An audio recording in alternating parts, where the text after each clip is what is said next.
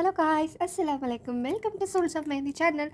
So நம்ம சேனலில் 45 days free mehndi கிளாஸில் 4th கிளாஸ் பார்க்க போகிறோம். நீங்கள் நம்ம கிளாஸ் இப்போ தான் ஃபர்ஸ்ட் டைம் பார்க்குறீங்கன்னா, நம்ம மெஹந்தி, பியூட்டிஷியன், மிக்ஸாலஜி, நெயில் கொண்டு நிறைய கிளாஸஸ் ஃப்ரீயாக எடுத்துகிட்ருக்கோம். அண்ட் சர்டிஃபிகேட்ஸும் கொடுத்துட்ருக்கோம்.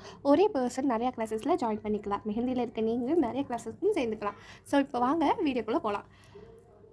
ஸோ லாஸ்ட் வீடியோவில் நீங்கள் எல்லாருமே போட்டிருப்பீங்க. பட் சில பேர் சில மிஸ்டேக்ஸ் பண்ணியிருந்தீங்க. அது என்னென்னா, ஹோம்ஒர்க் வீடியோவை வீடியோவாக போடாமல் 1-2 பேர் என்ன பண்ணுறீங்க, சும்மா போட்டு ஃபோட்டோவாக அனுப்புகிறீங்க. அது பண்ணக்கூடாது. ஹோம்ஒர்க் வீடியோவை நீங்கள் போடுறத எனக்கு வீடியோ எடுத்து அனுப்பணும். ஓகேங்களா?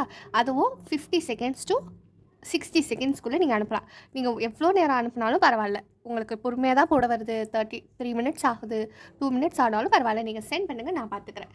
So okay. ஸோ இன்றைக்கி நம்ம கிளாஸஸில் நான் இந்த மாதிரி அழகாக பாக்ஸஸ் போட்டுட்டேன். ஸோ நீங்களும் அது மாதிரி போட்டுக்கோங்க. ஸோ இப்போ நம்ம லைன்ஸ் பற்றி பார்க்க போகிறோம். ஸோ நம்மளுக்கு ஒரு 6 கிளாஸஸ் வரைக்கும் பேசிக்ஸ் தான் போகும். பேசிக்கான விஷயங்கள் என்னென்னு நீங்கள் தெரிஞ்சதுக்கு அப்புறமேட்டு தான் மெயினான கோர்ஸ்க்குள்ளே நம்ம போவோம். அதாவது மெயினான ஸ்டெப்ஸ்க்குள்ளே போகிற மாதிரி வரும். ஸோ இப்போ பாருங்கள், லைன்ஸ் எப்படி நீங்கள் எல்லோரும் போடுவீங்க அப்படின்னு பார்த்தீங்கன்னா, நம்ம லைன்ஸ் எப்படி போடுவோம், இந்த மாதிரி போடுறதுக்கு கற்றுக்கிட்டோம். கரெக்டாக? இந்த லைன்ஸில் ஒரு சின்னதாக இன்னொரு விஷயம் இருக்குது, டபுள் லைன்ஸுன்னு சொல்லப்படுறது. அது இப்போ ஒரு லைன் நம்ம போடுறோன்னா அது நமக்கு ப்ராப்ளம் இல்லை. ஆனால் டபுள் லைன்னா, இப்போ பாருங்கள், ஒரு லைன் நான் இங்கே போடுறேன், ஓகேவா? அடுத்த லைன் எப்படி போடணும்னா, கொஞ்சமான கேப்பில் போடணும். ஓகேங்களா? கொஞ்சமான கேப்பு தான் இருக்கணும். பண்ணக்கூடாத மிஸ்டேக்ஸை நான் இங்கே செய்கிறேன், அதை நீங்கள் பண்ணாதீங்க. சில பேர் இப்படி லைன் போட்டுட்டு என்ன பண்ணுவாங்க, இப்படி போட்டுருவாங்க. இப்படி போடும்போது ஸ்மட்ச் ஆயிரும். அதுவும் செய்யக்கூடாது. அதே சமயத்தில் ஒரு லைனுக்கும் இன்னொரு லைனுக்கும் இவ்வளோ பெரிய கேப்பும் இருக்கக்கூடாது. ரொம்ப கம்மியான கேப் தான் இருக்கணும். ஸோ இந்த லைன்ஸை நல்லா போட்டு ப்ராக்டிஸ் பண்ணி பாருங்கள்.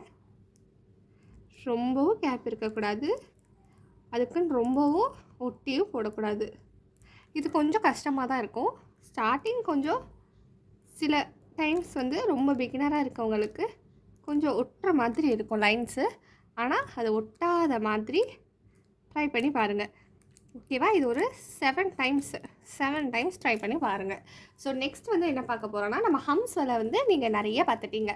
ஸோ ஹம்ஸுக்கு அப்புறம் நம்மளுக்கு அடுத்தடுத்த கிளாஸில் ஹம்ஸை வச்சு எவ்வளோ வெரைட்டி ஆஃப் ஃப்ளார்ஸு எல்லாம் பண்ண முடியுங்கிறத பார்க்கலாம். ஸோ அடுத்து இப்போது லீஃப் நான் சொல்லித்தர போகிறேன். ஸோ ஃபர்ஸ்ட் இந்த லீஃபுக்கு இந்த மாதிரி ஒரு 5 லீஃப் நீங்கள் செய்யணும். லீஃப் கொஞ்சம் ஃபர்ஸ்ட் டைம் வர்றதுக்கு ஒரு மாதிரி இருக்கும். ஆனால் உங்களுக்கு நான் சிம்பிளான ஒரு ட்ரிக் சொல்லித்தரேன். 3 ஸ்டெப்பாக சொல்கிறேன். எந்த மெத்தட் உங்களுக்கு வருதோ அது பாருங்கள். இது நார்மல் மெத்தட். இது எப்படி பண்ணணும்னா, லைட்டாக இப்படி கோடு போட்டுட்டு தம் ஃபிங்கரில் ஒரு ப்ரெஷர் கொடுக்கணும். இப்படி ஒரு கோடு போட்டு தம் ஃபிங்கரில் ப்ரெஷர் கொடுத்து இழுத்துறணும். சரிங்களா?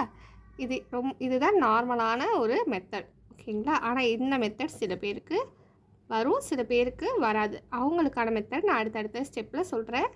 என்ன மெத்தட் உங்களுக்கு வருதோ போடலாம், தப்பே கிடையாது. சின்ன ட்ரிக் யூஸ் பண்ணி போடுறதுனால எந்த விதமான தப்பும் கிடையாது. நமக்கு அது பர்ஃபெக்டாக வருதா அப்படிங்கிறத கேள்வியே. ஸோ அடுத்த ஸ்டெப் நான் உங்களுக்கு சொல்கிறேன். இது கொஞ்சம் ஈஸி வேர்ஷன். இந்த ஈஸி வேர்ஷன் முக்கால்வாசி எல்லாருக்குமே வந்துடும். அது என்னென்னு பார்ப்போமா? இருக்க வர ஈஸி வேர்ஷனில் என்னென்னா, இப்போ பாருங்கள், ஒரு கோடு போட்டுக்கணும். கோடு போட்டுட்டு இங்கே ஒரு டாட் வச்சுட்டு கையில் எந்த விதமான ப்ரெஷரும் இல்லாமல், மெஹந்திலேயே எதுவுமே பண்ணக்கூடாது, வச்சுட்டு சும்மா இப்படி நடுவில் வச்சு இழுக்கணும். தெரியுதுங்களா?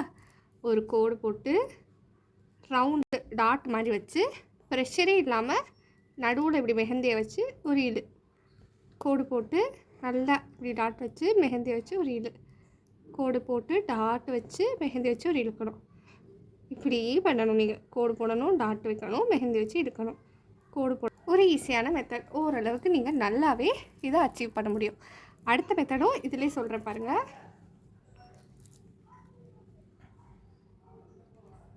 சேம் ஒரு கோடு போட்டு டாட் வச்சு இப்படி இழுக்கிறது. ஸோ இதில் இந்த எட்ஜு இதை பாருங்கள், ஒரு கோடு போடணும் சைடாக, அது ஒரு டாட் வச்சுட்டு மேந்தில் ஒன்றும் இல்லாமல் இந்த எட்ஜு முனை இருக்குல்ல, முனையில் இப்படி இழுத்து விடணும். அப்போ தான் அந்த ஷார்ப்னஸ் உங்களுக்கு கிடைக்கும்.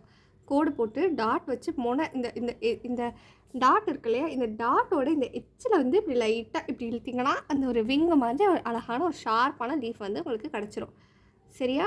ஸோ இது வந்து ஈஸியாக இருக்கும், ட்ரை பண்ணி பாருங்கள். ஸ்டார்டிங் ரொம்ப ஸ்லோவாக நம்ம பண்ணுற மாதிரி தான் இருக்கும், ஆனால் கற்றுக்கிட்டிங்கன்னா ஒரு பெரிய டிஃப்ரென்ஸ் உங்களுக்கு தெரியாது. இதுக்கும் ஒரு பெரிய டிஃப்ரென்ஸ் உங்களுக்கு தெரியாது. சரியா? இன்னொரு மெத்தட் பாருங்கள். இப்படி டாட் வைக்கணும். இதில் எந்த மெத்தட் உங்களுக்கு வருதோ அந்த மெத்தடை நீங்கள் யூஸ் பண்ணிக்கோங்க. சரியா? இப்படி டாட் வச்சுட்டேன்னா இப்போ இந்த முனை இருக்கு இல்லையா, இந்த முனையில் இப்படி இழுக்கிறேன். தெரியுதா? முனையில் சும்மா இப்படி இழுக்கிறேன். இழுத்துட்டு இந்த எட்ஜ் இருக்குல்ல, இந்த முனையில் இப்படி இழுக்கிறேன்.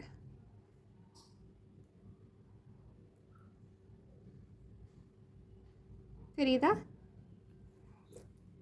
இன்னொரு வாட்டி பாருங்கள். ஃபஸ்ட்டு இப்படி டாட் வந்து போட்டுக்கோங்க. இந்த மெத்தட் ட்ரை பண்ணுங்கள். இதுதான் நான் ரெக்கமெண்ட் பண்ணுவேன். இது வந்துச்சுன்னா ரொம்ப நல்லது. இது வராதவங்க இதை யூஸ் பண்ணுங்கள். இதுவும் எனக்கு வரவே இல்லை மேம் அப்படிங்கிறவங்க இது ரொம்ப ஈஸி, வெரி ஈஸிக்கு வந்து இது வரலைன்னா இது வந்து ட்ரை பண்ணுங்கள். ஓகேவா?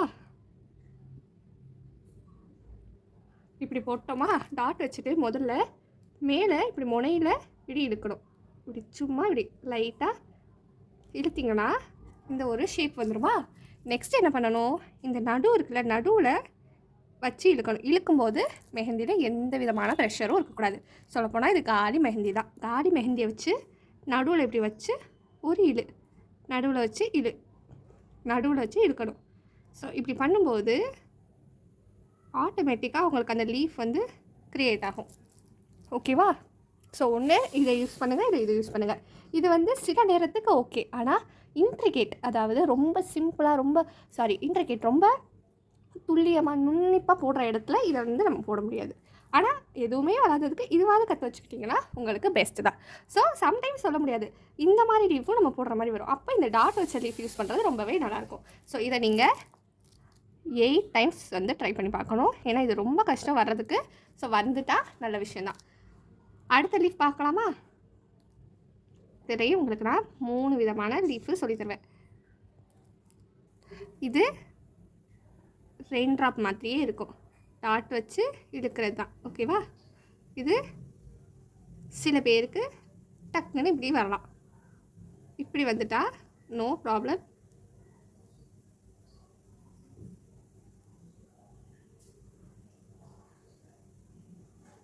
ஓகே, இதை எப்படி பண்ணணும்னு சொல்கிறேன். சிம்பிள், இது ஈஸி மெத்தட். இது வந்து நார்மலாக டக்குன்னு வர்றது. இப்படி வரலன்னா டாட் வச்சு நடுவில் இந்த டாட் ஃபஸ்ட்டு வச்சுட்டு நடுவில் மெஹந்தியை வச்சு ஒரு இழு, டாட் வச்சு நடுவில் இப்படி மெஹந்தியை வச்சு ஒரு க்ராஸாக ஒரு இழு. இங்கே நான் போடுறேன் பாருங்கள். டாட் வச்சு நடுவில் மெஹந்தியை பிடிச்சி ஒரு இப்படி க்ராஸாக ஒரு இழு, அவ்வளோதான். டாட் வச்சு நடுவில் மெஹந்தியை பிடிச்சி ஒரு இழு. இதையே ரிப்பீட்டடாக செஞ்சிங்கன்னா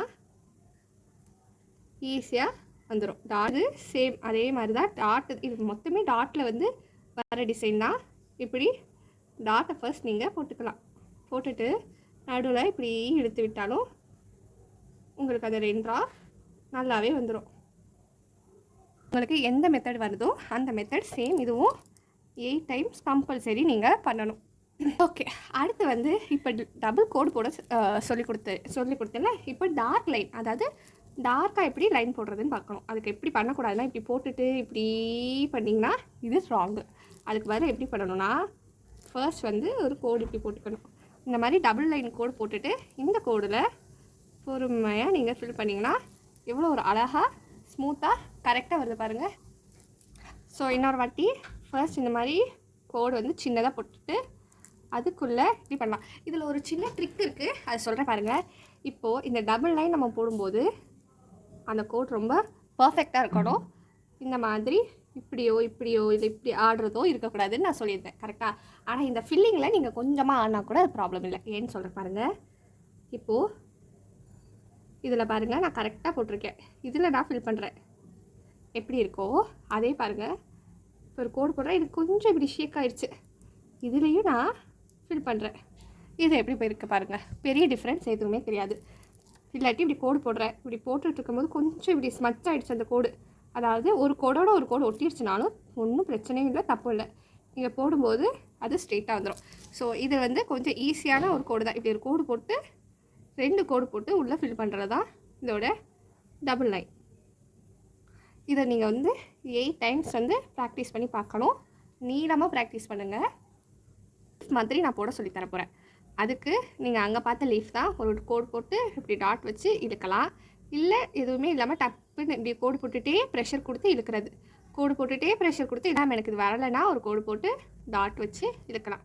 நீங்கள் ஃபர்ஸ்ட் வந்து நீளமாக கோடு போட்டு டாட் வச்சு இழுத்து கொஞ்சம் குட்டையாக கோடு போட்டு இழுக்கிறேன். தெரியுதா?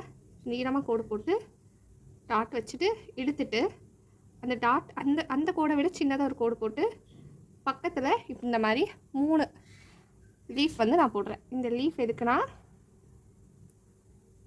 இந்த மாதிரி டிசைன் உங்களுக்கு நிறையாவே தேவைப்படும். ஸோ இதை ப்ராக்டிஸ் பண்ணிக்கோங்க. இது இந்த லீஃப் டிசைனை நீங்கள் நல்லாவே ப்ராக்டிஸ் பண்ணிக்கிறணும். சரியா? இதை நல்லா ப்ராக்டிஸ் பண்ணிக்கோங்க. இது ஒரு 7 டைம்ஸ் இந்த மாதிரி போட்டு பாருங்கள். அடுத்து வந்து இப்போ ஒரு எஸ் மாதிரி வேவ் மாதிரி நான் சொல்லி கொடுத்த மாதிரி போட்டுட்டு அதில் இந்த லீஃபை போட்டு பாருங்கள். அதுக்கும் இதுக்கும் கொஞ்சம் டிஃப்ரென்ஸ் எவ்வளோ தெரியுதுன்னு பாருங்கள். அதில் நேர்கோடில் போடும்போது ரொம்ப ஈஸியாக இருந்த மாதிரி தான் இருக்கும். ஆனால் இதில் போடையில் ஒன்றோட ஒன்று ஸ்மட்சாக பார்க்கும். ஸோ அது ஆகாத மாதிரி நீங்கள் தான் பார்த்துக்கணும். ஃபில் பண்ணிக்கோங்க. இது என்னென்னா இந்த மாதிரி சர்க்கிள் போடுறது, அதாவது ஸ்பைரல். இந்த மாதிரி ஸ்பைரல் வந்து போட்டு பாருங்கள்.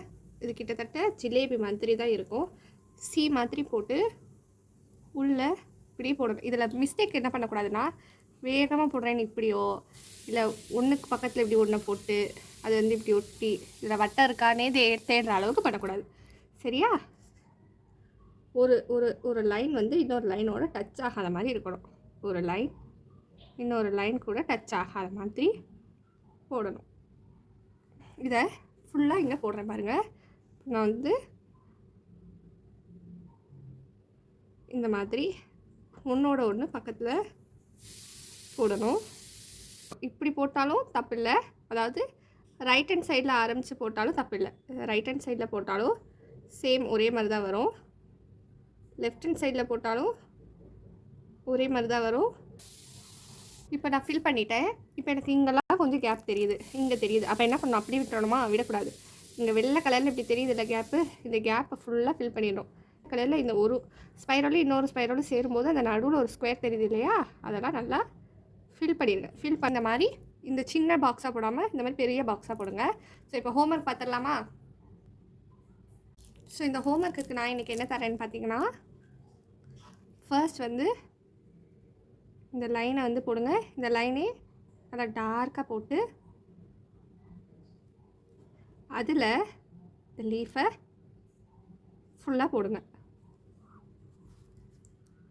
நெக்ஸ்ட்டு வேவி லைன் எடுத்து இந்த டியர் ட்ராப் வந்து போடுங்க.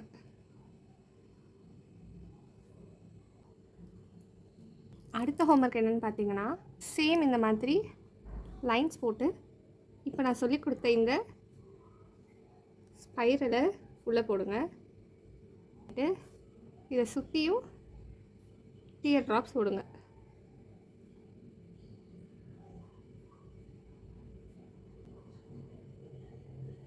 ஸோ இந்த மாதிரி போடணும். ஸோ இன்றைக்கி ஒரு 3 டிசைன் தான் உங்களுக்கு நான் கொடுத்துருக்கேன். 4, 5 உங்களோட க்ரியேட்டிவிட்டியை யூஸ் பண்ணி போடுங்க. சரியா?